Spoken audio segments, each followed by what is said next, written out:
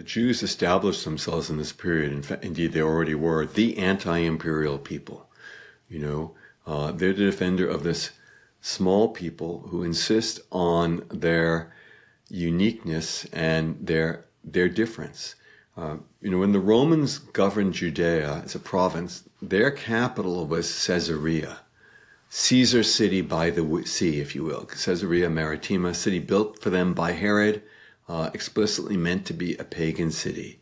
From the point of view of the Jews, it's all nonsense, and the capital of Judea is Jerusalem, and the Jerusalem is governed from the house of God.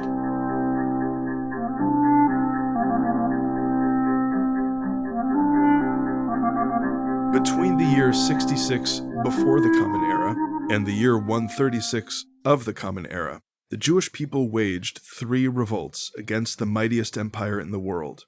In retrospect, we can see that these were not only local uprisings, they were civilizational confrontations that would echo in history, struggles that pitted the Jewish people's fierce determination to live as a free nation in their ancestral homeland against Rome's inexorable drive to impose order across its vast dominions. What makes these revolts so fascinating is not merely the military drama, but the profound questions that they raise about how different civilizations remember and how they interpret the same events. Recall the way that Rome understands its purpose, its mission, the grand aspiration that fuels Rome's rise and its bloody greatness. I always think of the way that Virgil puts it in the Aeneid, and here I'm going to quote from John Dryden's poetic rendering from Book 6. But Rome, 'tis thine alone with awful sway to rule mankind and make the world obey, disposing peace and war by thine own majestic way, to tame the proud, the fettered slave to free. These are imperial arts, and worthy thee.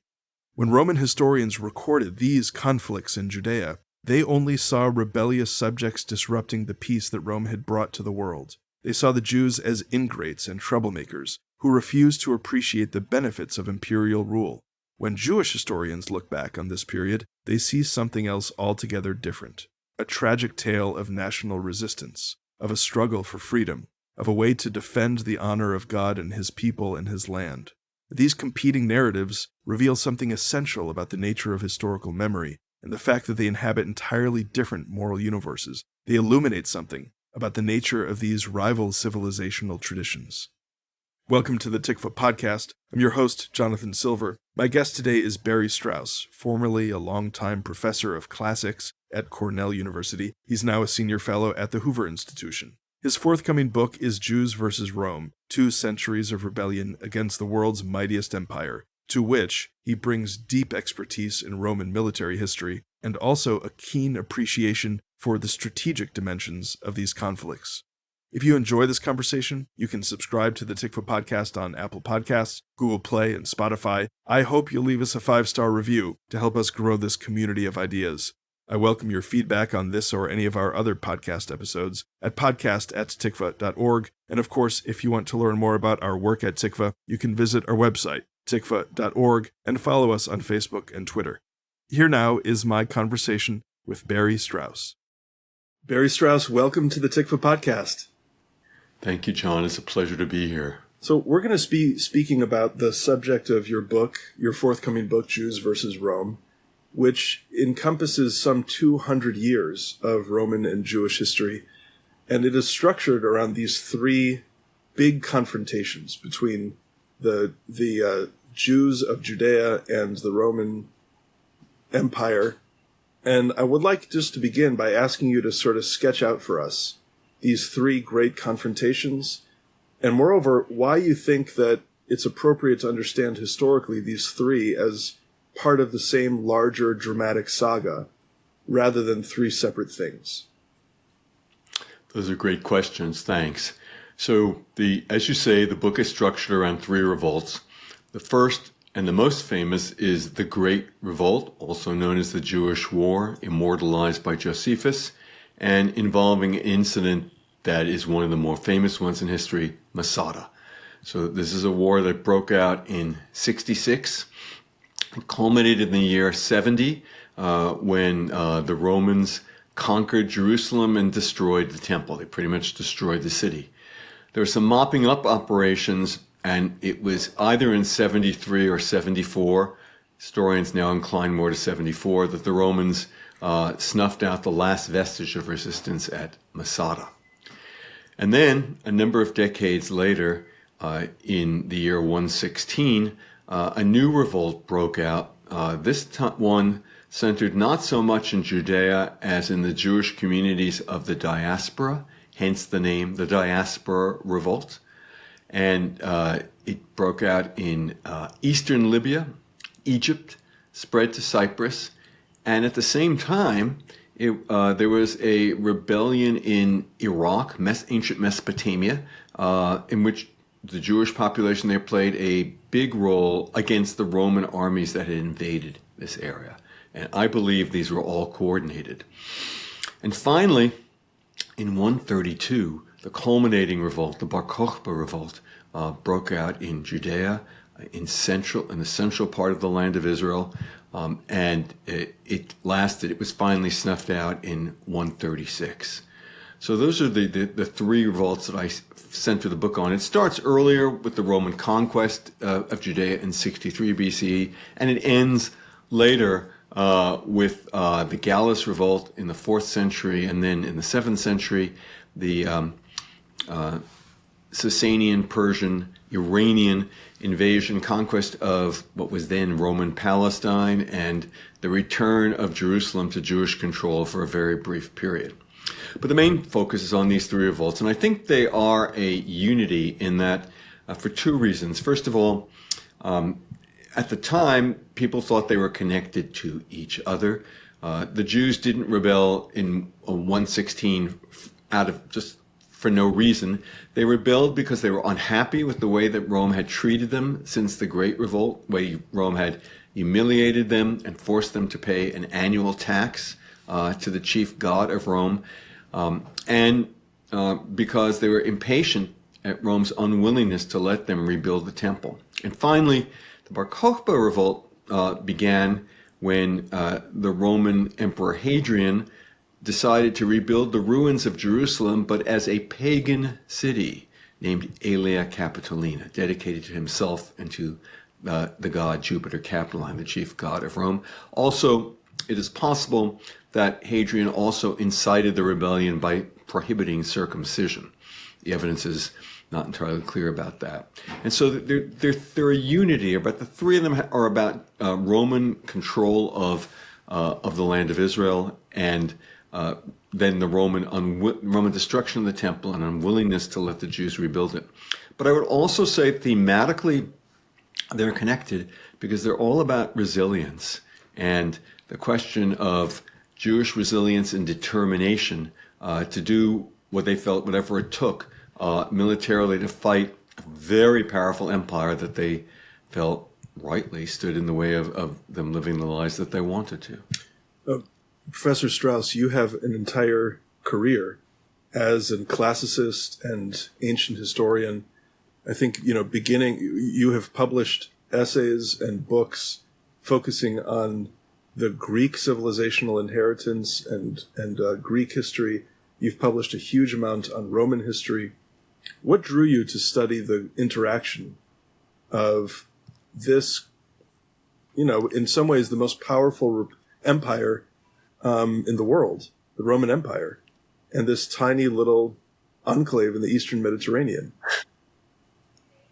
So I'll give you two. This is a good question. I'll give you two answers: the scholarly answer and the personal answer. So the scholarly answer is that I read up some about the Great Revolt in particular, and I was really struck by the Iranian connection, the degree to which both the Parthian Empire and the Jewish communities east of the Euphrates River in Mesopotamia were drawn into the revolt, or not drawn into the revolt, the degree to which the rebels wanted them to be drawn into the revolt, and to some extent they were. And I felt that this was an understudied aspect. And it's particularly interesting to me because of our own day, in which the Islamic Republic of Iran is so opposed to Israel, so dedicated to the destruction of the state of Israel. I thought it was really ironic and interesting that in antiquity, the opposite was true, that the Iranians and the Jews were allies and friends. Although I think I learned that it's a bit more complicated than that, but that really drew me into it. On the personal level, I am a classicist. I'm also a Jew, and I've long been interested in Jewish history. It's kind of my unwritten book. I have a book in my drawer about my family history in Poland, Israel, and the United States. And I've long wanted to write something about Jewish history. And it really occurred to me, this was the moment, this was the time, this was the topic. So both of them drew me in. Well, so let's enter into that. I want to ask you something about the sources that you drew on to reconstruct this history. There are Roman writers who tell the story of the confrontation between these two great peoples, Tacitus and Dio Cassius and the others that you draw on. I want to ask in a general way whether in your research you can detect different tendencies and different emphases in how this period is remembered by the Roman historians whom you draw on and by the rabbinic and Jewish writers in the Mishnah. They must emphasize different things, and I wonder if there's something about the way that historiography unfurls that tells us something about the civilizations that produced it. That's a great question. Well, for the Roman historians, the Jews are rebels and ingrates. They're pain in the neck. They're a problem. The fact that they rebel so often, and it really cost the Romans a lot to put these rebellions down. You know, our sources don't tell us how many Roman soldiers died in conquering Jerusalem, for instance, from which we can only assume a lot when we reconstruct what happened there. The sources do tell us that Roman losses were so heavy in suppressing the Bar Kokhba Revolt that the emperor declined to give the Senate the traditional greeting that I am well in the army as well. The opposite was manifestly true. The Mishnaic and Talmudic sources, they're interesting. I mean, the rabbis, looking back, were not supporters of the revolt, and the rabbis' position was very different. That is that physical violence against the Romans was doomed to fail, and therefore what the Jews needed to do was to engage in spiritual resistance. Mm-hmm. But they needed outwardly to be friendly towards the Romans, even to be humble towards the Romans, whatever it took for the remnant of Israel to survive. So, the Talmud doesn't say all that much about the revolts. It does include a certain amount, but it's certainly not in favor of the revolts, looking back on them. It doesn't heroize them. You know, what's interesting about that is that stands to reason in my analysis because, of course, the very rabbinic figures who would be the ones who survived to remember it would be also the camp that was most accommodationist, meaning the most confrontational among the Jews at the time would have been the ones that fell in battle and not survived. Yeah, exactly. Yeah, that makes sense. But we know, of course, that some rabbis did support the revolt. Right. Rabbi Akiva, most famously. But yes. Yeah. So let's. Why don't you introduce a figure that you spend a considerable amount of time on, Josephus. Tell our listeners who he is, why he's so significant in the historiography. I think really both for Jews and Romans. And how you assess him fundamentally as a Jewish and Roman figure. Yes. So Josephus is one of the most fascinating figures to survive from the ancient world. His writings are voluminous, enormous. I mean, he's best known for this one book, which is generally called The Jewish War. But he also writes, and that's not a short book, but he writes an enormously long book called The Antiquities of the Jews, which purports to tell the history of the world from the creation to the eve of the Jewish revolt. And of course, the focus, I said the world, the focus is on the Jews and the Jewish world.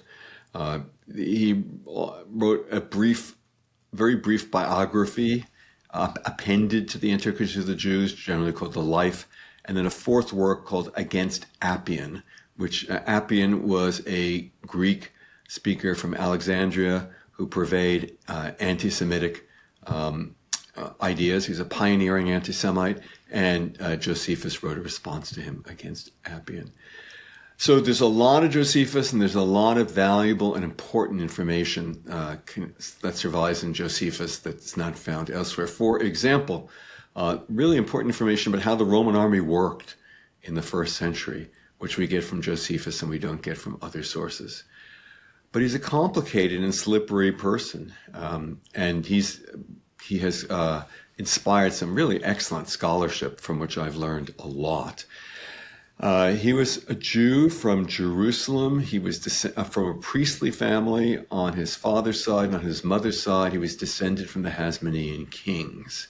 So really a very elite person who has eclectic Jewish education. In addition to studying what a priest would study, he also spent some time with the Essenes and learned about how this rebel community that had separated itself from Jerusalem and the priesthood, how they lived. But he's also part of the group that collaborates with the Romans. He knows Greek, if not perfectly. He's able to communicate. Greek is really the language of educated people in Roman civilization in the Eastern Mediterranean, including the Romans. So, for instance, before the Great Revolt, he is sent on a mission to Rome to secure the release of, I think it is 2 pious Jews who have been imprisoned unjustly. And he succeeds. And he meets Nero's wife when doing so. So the guy gets around, and maybe Nero himself. So when the revolt begins, he joins the rebels, and depending on which of his 2 accounts we believe, he's either sent as a general to Galilee to arrange for the defense of this Galilee, or he is sent as a board of negotiators up there to prevent the revolt from taking seriously in Galilee. I think the first story is probably more accurate. And although he is one of these people who I do think would like to negotiate the way out of the rebellion, he understood the Romans well enough to know its chances for succeeding were slim. He ends up being the defending general of the small Jewish city in Galilee in the summer of 67, a place called Judea. And there he reasonably heroically, we only have his story, but there's reason to think it's more or less true. He leads the defense until after a period of about 6 or 7 weeks, the city falls to the Romans, and he is with a group of survivors. And they all decide they should commit suicide. They should draw lots and each one kill the next man. He doesn't want to do this. He tries to talk them out of it. They don't listen to him. And finally, it comes down to Josephus and one other guy. And Josephus says this was divine providence looking out for him. Others suspect he may have rigged the lottery. But in any case, he convinces the last guy that they should not commit suicide. They should surrender to the Romans, which they do. And Josephus now talks his way out of being sent in chains to Nero, where he will be tortured and executed, by telling the Roman commanding general, I have a divine vision, a dream from God, I can interpret dreams, and you're going to be the next emperor. And the guy is sufficiently taken with this that he lets Josephus stay in chains in his camp. Well, his name is Vespasian, and a year later, Nero is forced to commit suicide. There's a civil war. And when the smoke clears, Vespasian is declared emperor, and he frees Josephus, who is now in his entourage. And Josephus devotes himself to trying to convince his fellow Jews to surrender to Rome, because resistance is futile, as the saying goes. And Josephus is there. He's a witness to the siege and destruction of Jerusalem. After that, he then ships off to Rome with the Roman commanding general, his friend Titus, and Josephus now spends the rest of his life in the city of Rome, supported financially by the emperors, and devoting himself to writing books that will do two things. First of all, they will justify the Jewish people in the eyes of the Greco-Roman reading public. And second, they will communicate to the Jews of the Roman world, don't do it again. Don't rebel against the Romans because they are irresistible brutes. He writes in Greek, not his native language, and he gets help in getting his Greek up to snuff.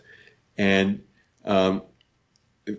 tremendously useful stuff. Apparently, he also writes another version of the Jewish war in Aramaic, which is sent to the Jews on the east of the Euphrates River, but that doesn't exist. So what's amazing about these books is, on the one hand, they're just full of useful information, and Josephus is a marvelous storyteller with a remarkable eye for detail. On the other hand, they're meant to justify himself, and the way he tells the story, a lot of it revolves around him. He's not so big on cause and effect. We don't get a good explanation of what caused the revolt. And he sees the rebels as basically a bunch of thugs and bandits. And all good people in Judea were opposed to the revolt and were never opposed to Rome in the first place. So everything he says has to be taken with a grain of salt. The numbers are usually, though not always, exaggerated. There are many problems, but the good side of what he provides is really remarkable. So do you see him in the final analysis as more of a turncoat traitor, Roman apologist, or as more of a prudent, sensible realist who's just looking at the Jewish communities of the lands where he grew up and saying, look, I don't want this people to be snuffed out of history. And if they keep tempting fate like this, that's what's going to happen. Well, I think both and. I mean, I do think at the end of the day, he was loyal to Jews and Judaism, and he is trying to warn them not to do this again, and also trying to justify Jews in the eyes of the Roman world. In a sense, his position is that of the rabbis. Don't do it again. And he insists on being a believer and being a pious Jew, which I think he probably was to his dying day.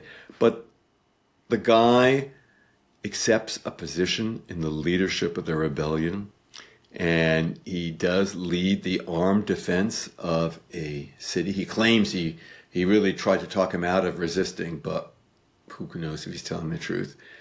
And he saves his skin by going over to the Romans, claiming that he had a divine vision in a dream, saying that Rome was going to win, and his job was to go over to them and try to smooth the path for other Jews. So I think he is a traitor and a turncoat. And we do know that many Jews in Rome afterwards treated him as such. But it's not quite that simple. You know, it's as if Benedict Arnold had devoted the rest of his life in England to defending the Americans and trying to write the history of the Americans and telling his fellow Americans, you know, don't resist England again, correct your ways. So it's a complicated story, complicated guy. So now, as I reflect, I'm thinking about the way that this period is remembered and then sort of telescoped backwards in Zionist history. Yeah. Yes. And in the history of Zionism, the rebellion against Rome was undertaken in the name of Chirut, in the name of freedom, in the name of religious freedom and religious autonomy, so that the Jews could be a self-governing people. From Rome's perspective, the way that I interpret from your book and the way that I'm listening to now, the strategic concept of Rome understood this set of confrontations as the quelling of a rebellion, that these are rebellious subjects, and it is the obligation of Rome to establish pax, to establish peace, and restore order. And I think that when you sort of zoom out and look at these two different principles, one fighting for freedom and the other fighting for order, you do see some kind of grand civilizational confrontation taking place here. Well, you really do. I mean, the Jews established themselves in this period. In fact, indeed, they already were the anti-imperial people. They're the defender of this small people who insist on their uniqueness and their difference. When the Romans governed Judea as a province, their capital was Caesarea. Caesar's city by the sea, if you will. Caesarea Maritima, city built for them by Herod, explicitly meant to be a pagan city. From the point of view of the Jews, it's all nonsense, and the capital of Judea is Jerusalem, and the Jerusalem is governed from the house of God, from the temple, which is where God is, in a sense. And that's where the land needs to be governed from. And any paganism in the land is contamination of the holiness of God's country, of the Holy Land. And for Rome to be at peace with the Jews that it had conquered, there had to be a understanding, and there had to be people on both sides who are willing to say, let's turn a blind eye to the impossible contradiction here. You really can't reconcile these two positions, but let's pretend you can. And that's what kept the peace for a while. But when Rome under Nero pushed further and further and pushed too far, and when a young new generation came to power, well, then it led to rebellion. And I think both sides were quite sincere in what they believed. I mean, the Romans said, we bring order, we bring civilization, we bring pax, and it comes from it's enforced by arms. And those who oppose us are bandits, they're terrorists. Whereas from the rebel point of view, from the Jewish point of view, the Romans were interlopers. They had intruded. They were interfering with the temple, which is true. They were. And they were massacring innocent Jewish civilians, which is true. They were. And they were desecrating the land. And so the land had to be defended. So this, there's a religious story that I think Jews can tell themselves, and indeed did tell themselves, about what makes the Jewish sovereignty in that land special. And it's what you've already said, that God's presence was manifest in the city and in the temple that was built in order to protect and house and exalt him. Yes. But now I'm interested from Rome's point of view. What made the Jews unique from their point of view? Well, many in the Roman elite sneered at the Jews because they didn't worship the gods. They denied the existence of the gods. They only had their one God, and they didn't even have a statue of this God. They didn't have an image of the God. So they considered this to be at best absurd and at worst atheistic. They also made fun of Jewish religious customs. Like, for instance, keeping kosher. They made fun of that. And the Romans, to put it in a different way, the Romans got along with the Greeks because in a way they were playing by the same rules. They thought that what you wanted to do was be wealthy and notable, and you wanted to have military achievements, you wanted to be politically active and successful, and you wanted to give big endowments, big society. You would dedicate buildings, for instance, so you'd put on gladiatorial games on their behalf. And the Romans were also afraid of the Greeks because of their cultural superiority. Greek literature had, and the Greek language had the status in Rome that French and French literature did in Tsarist Russia. It was something people looked up to. They didn't get the Jews. Who are these funny people? And why don't they want to be involved in our culture? Why don't they want to hold political office? Why don't they care as much about Roman citizenship as other people do? They did respect the Jewish military tradition. They were aware of that. But there's some real cultural difference between the two, which is well, one I of the think areas. one notable difference is that if you are a Germanic tribe or a Brit, from Britain or one of these other, very far-flung, ultimately defeated peoples, then somehow you're able to assimilate your pantheon into Roman theology, or you would give up aspects of your pantheon and accept Roman theology. That was your lot as a conquered people. And here come the Jews, and they say, even though I'm temporarily military conquered, I'm conquered by force of your arms, nevertheless, I'm not going to give up my theology for yours. Right. Yes. I don't think that that's absolutely true. And I think that Roman intellectuals would not appreciate that. But I don't know that that stood in the way of a modus vivendi between the Roman Empire and the Jews, as long as there were those on either side who are willing to compromise. But when Jews were uncompromising and, when they said in effect to the Romans, you're interlopers in this land, you're desecrators of this land. Well, that becomes problematic because remember in these societies, there's no real division between politics and religion. These are not areas in which cultures in which there's a separation of church and state. So, for instance, the Romans say to all their subjects in the empire, you must worship the emperor, you must worship the divinity of the emperor. In the eastern part of the Roman Empire, everyone has to worship Caesar as a god. In the western part, particularly in Italy, they merely have to worship his spirit. They merely have to make sacrifices to the spirit of the emperor, because Italians and Romans weren't big on recognizing human divinity. The Jews won't do that. Instead, what they get away with is that in the temple in Jerusalem, they make daily sacrifices on behalf of the emperor.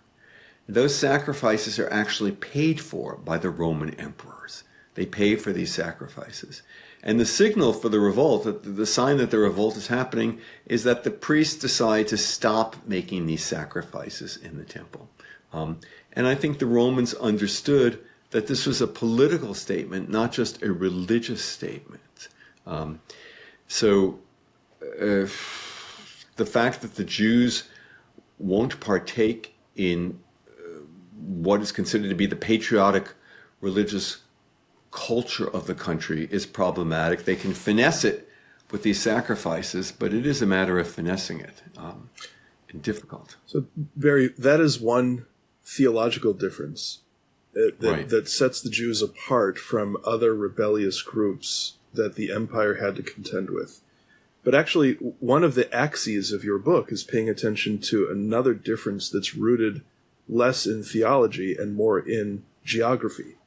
And that is the fact that the Jews found themselves in between these two great empires. And I'd like you to explain the Parthian-Iranian connection, the role that it plays in your analysis, how you see that question. Yeah.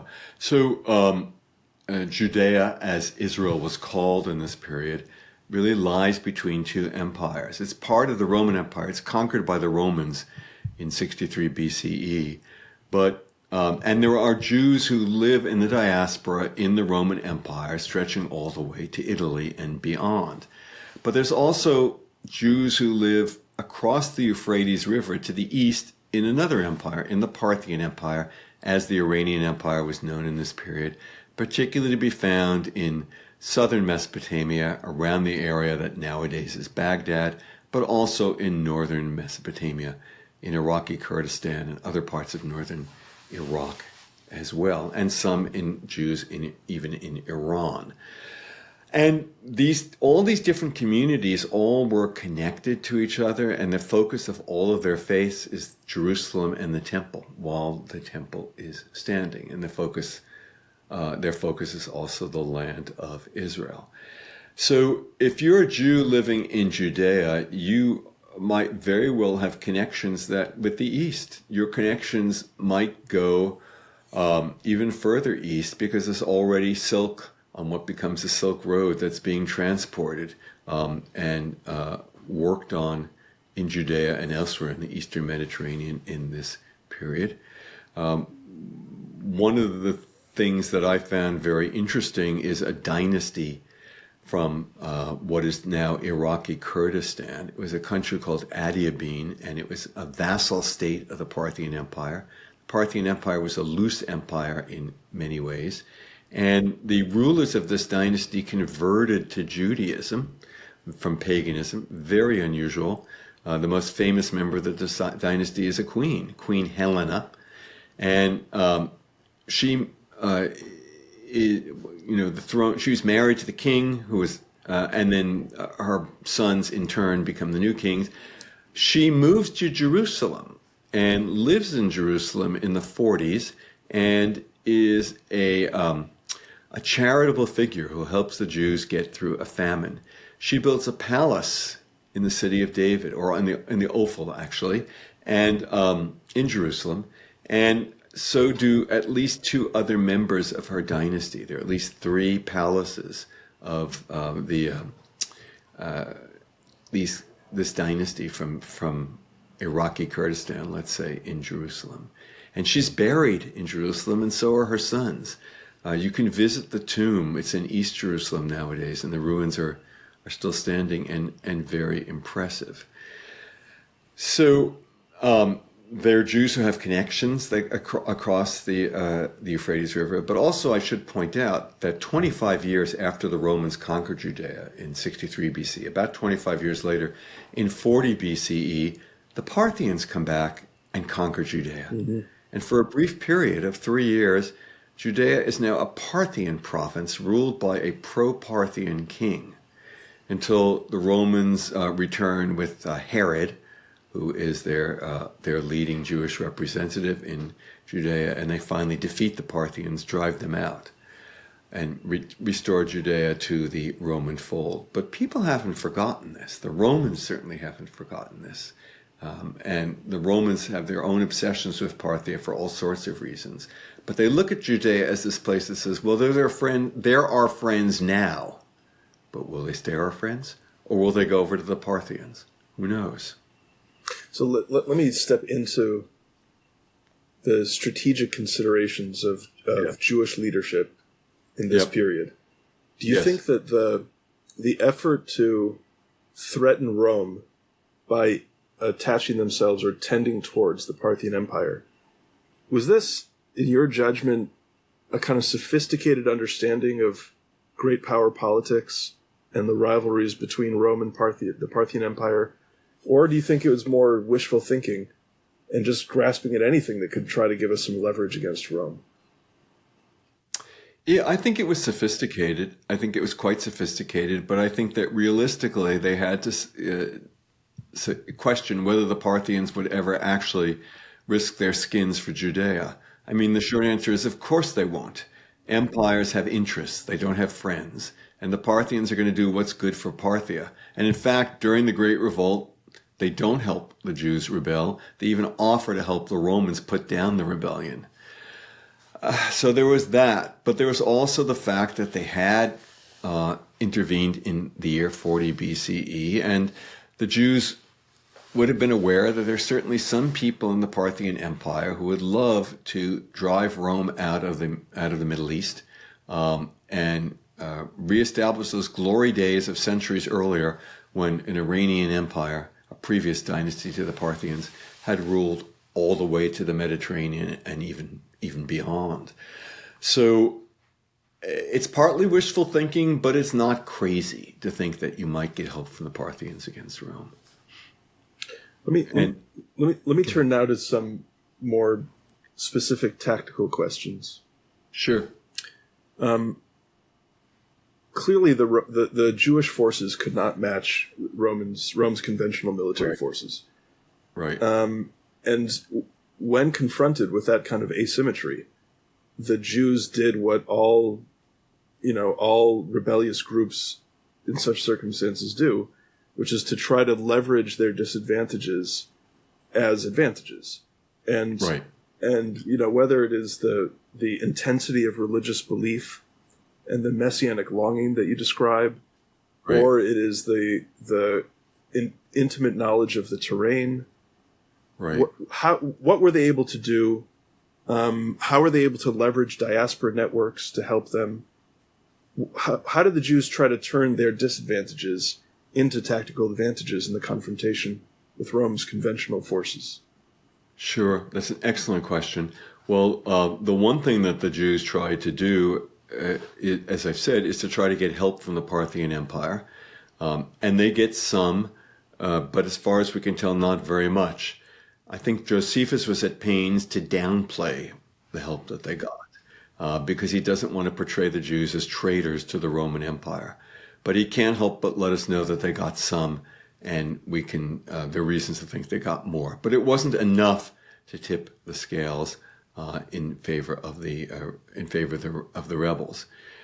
What the rebels do in the Bar Kokhba Revolt is something that we might have expected them to do in the first revolt, and that is to engage in irregular warfare and to not attempt to match the Romans in conventional terms, as you say, but to use this irregular warfare technique.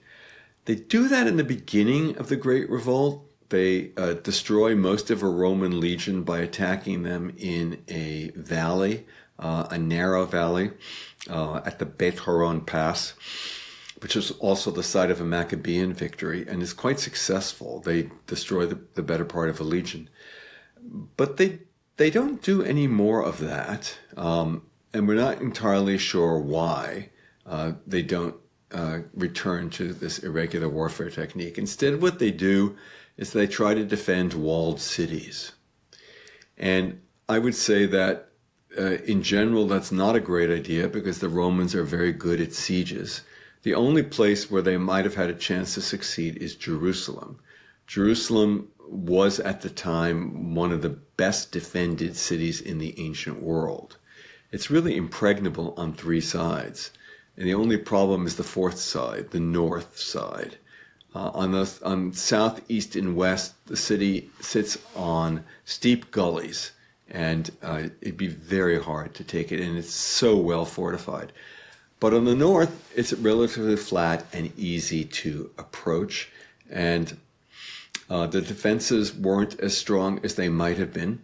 An earlier king knew that to make Jerusalem impregnable, you had to extend the wall on the north side further and have a stronger, more better defended area to prevent an army from encamping there and attacking. But the Romans knew that too, and they caught him trying to build this new and better wall, and they stopped him. Josephus says that if he had actually succeeded, then the city would indeed have been impregnable and would have been able to withstand the Roman siege. He wasn't able to do it, and so when the rebellion begins, the rebels hurriedly strengthen the northern wall, the fourth wall, but it's really not up to snuff. So the other thing that the rebels make use of to their advantage is their enthusiasm, the spirit, the popular spirit of support for the rebellion. Unfortunately, the other side of this coin is that they were highly divided. They had many different opinions, and they end up actually making war on each other. They make so much war on each other that they're killing each other, and the craziest thing they do is they destroy the grain supply of Jerusalem. Once they do that, it's very, very difficult for them to survive a Roman siege if the Romans are going to get serious about doing what it takes to take the city by siege. And unfortunately for the rebels, the Romans do just that. So we can't say, gee, what strategic ingenuity, what strategic genius in running this revolt. On the contrary, you have to say, what were they thinking? There's another question that I have in particular about the second of the three great revolts that you described. Yes. The diaspora revolt. Yes. Here, you describe a scenario in which there are coordinated, simultaneous uprisings, vast distances apart. Yes. There are uprisings in Libya and Mesopotamia. And I guess the question is, how did the Jews manage to do that in general? And how did they do it in particular without Roman intelligence uncovering or discovering what they're plotting to do? Well, they can't do it. They cannot coordinate it that it happens at exactly the same time. That's not possible given ancient communications. But they can coordinate it that they're rebelling at roughly the same time. So the Roman army invades the Parthian land. They cross the Euphrates River and they're invading Mesopotamia, and they conquer it all the way to the Persian Gulf. It's a little hard to keep that news secret, especially when the emperor is given the title Parthicus, the conqueror of the Parthians. It's not as if Romans in Judea or Egypt and Libya walked around saying, "Shh, don't tell anyone what's going on."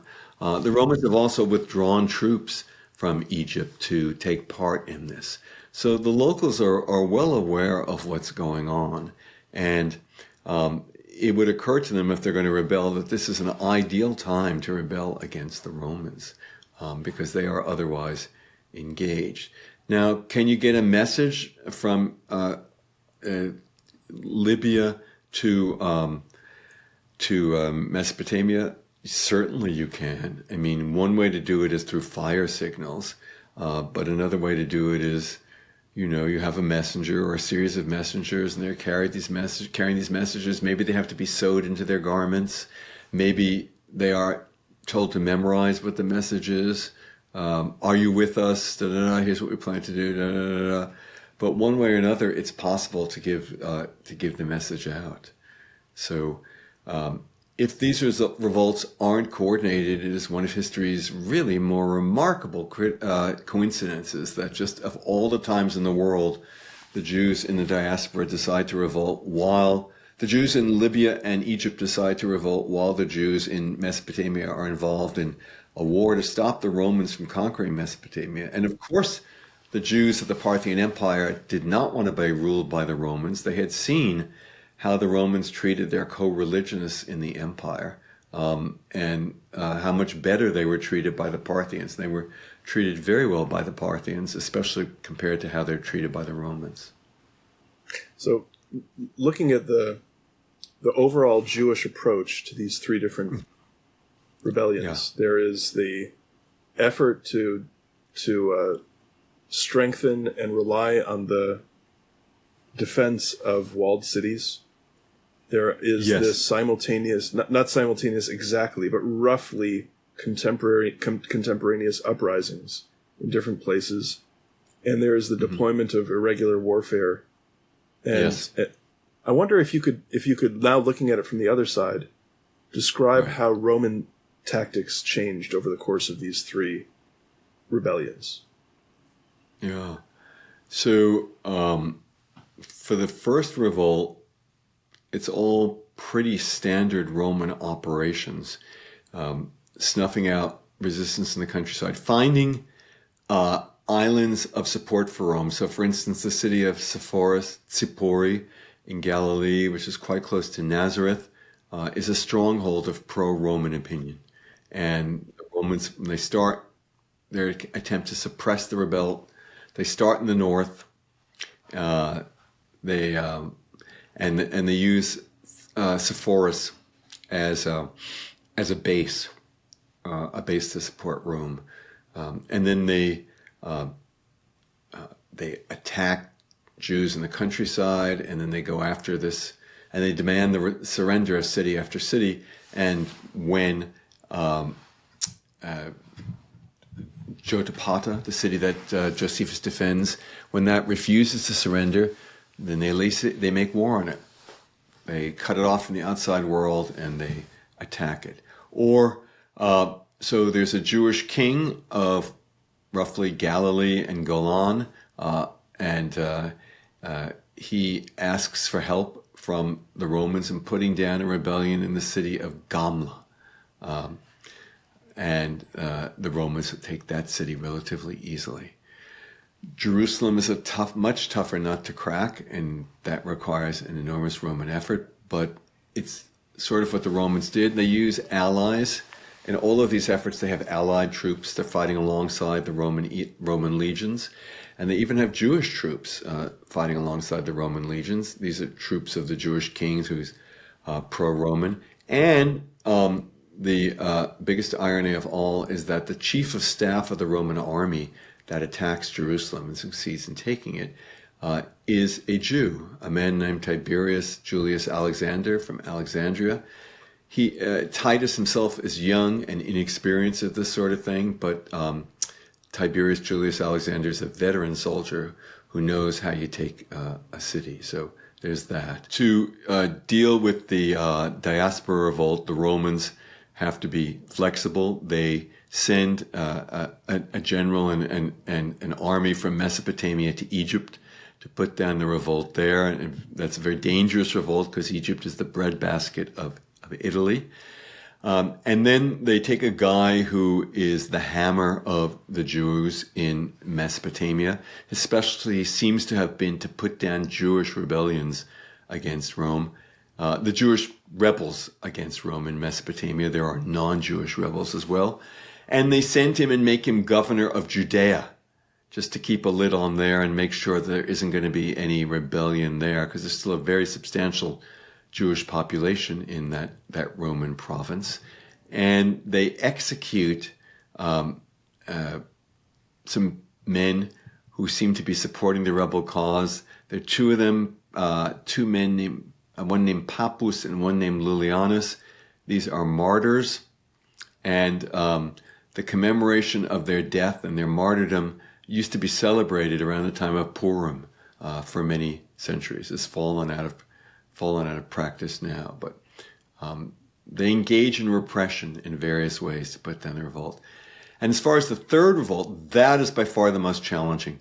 The Romans are never good at suppressing irregular warfare, or shall we say, they're often challenged by it. And in order to do so, the Romans, first of all, may have lost a legion in Judea when the revolt surprises them. It's unclear. They're forced to take forces from abroad and send them to Judea to help put down the rebellion.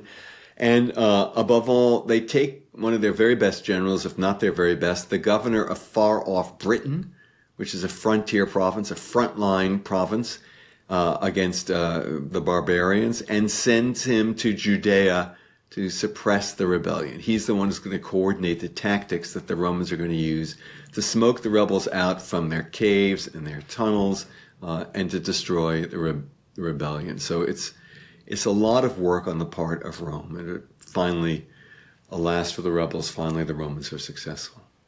It's just interesting to see if the Romans were indeed able to learn from and counter Jews' tactical innovations from rebellion to rebellion.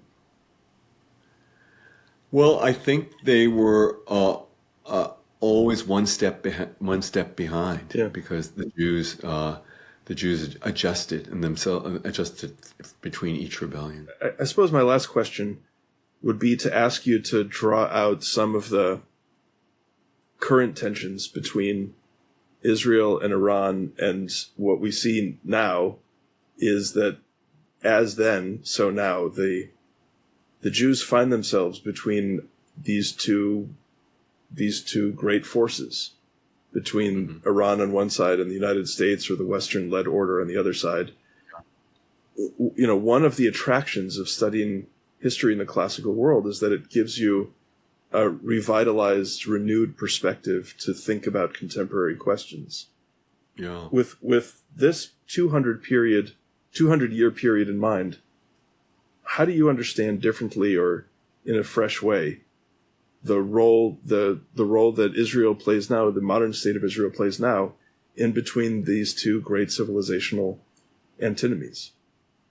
Yeah. Well, I think that from studying this revolt, I can see in a way that I really didn't appreciate before, the way that Israel can be a mediator between the West and Iran. I mean, Israel has historic ties to Iran. as it certainly does to the West. And I think the idea that Israel and Iran are hereditary natural enemies is absurd. It's just the opposite of the truth. The Iranian regime is the one that has broken from tradition and past history. Of course, the Shah was an ally of Israel, but it's not just a matter of the Shah. It's the whole perspective of Iranian civilization. It's also a reminder that although Israel has one foot in the West, it also has another foot in the Middle East. And Israeli civilization and Jewish civilization look both ways and have looked both ways for a very long period of time. That's one of the other things that's so sad and tragic about, the relationship between Israel and Jews on the one hand and Palestine and the Islamic world on the other. In fact, these two societies have often gotten along in some ways, in many ways, not in every way. And there is room for agreement and for cooperation, even though, frankly, that's not on the agenda for the foreseeable future. With Iran, well, if there's a regime change, that could be a very different story. That could be a very different story. So looking at history gives me perspective and it gives me hope. Jews versus Rome, 2 Centuries of Rebellion Against the World's Mightiest Empire is to be published by Simon & Schuster in August of 2025. Barry Strauss, thank you for joining us. Thank you so much.